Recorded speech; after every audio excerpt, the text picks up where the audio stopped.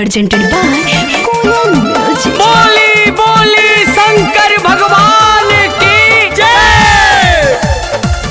मेला देवघर घुमाइब कबजी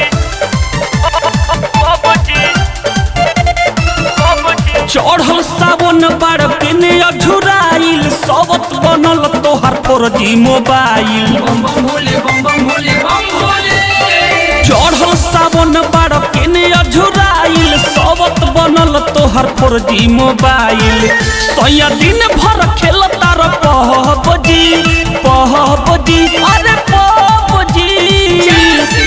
बिना लहसुन के खाता नी सब्जी मेला देवघर घुमाइब कबजी। बिना लहसुन के खाता नी सब्जी मेला देवघर घुमाइब कबजी।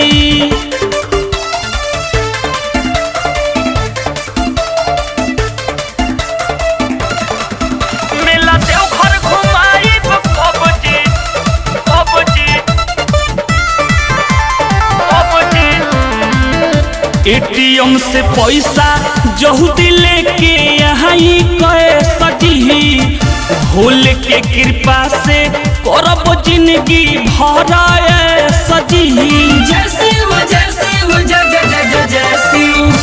एटीएम से पैसा जल्दी लेके यहाँ सजी भोले के कृपा से करब जिंदगी भर सजी। जाके बजरिया से सड़िया ले आई चुपे चापे बैठे घरे कांवर सजाई। सच बतिया कही तो कही लहबजी अरे लहबजी।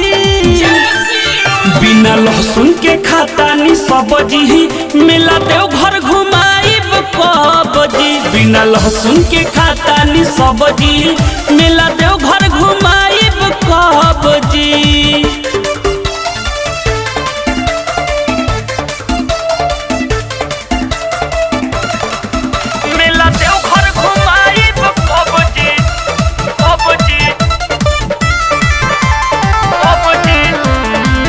मनीष मस्ताना संजीव जाता रे विकास जी रहुआ ना पुराइब तो पुराई के आस जी।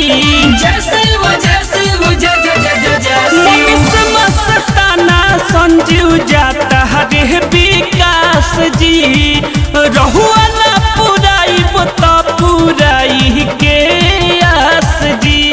अरविंद सिंह तनी बतिया बिचारी देवघर जाइला एगो बुक कदी गाड़ी। काहे कइले बानी अब तहबजी अब तहबजी। बिना लहसुन के खाता नी सब्जी मेला देवघर घुमाइब कबजी। बिना लहसुन के खाता नी सब्जी मेला देव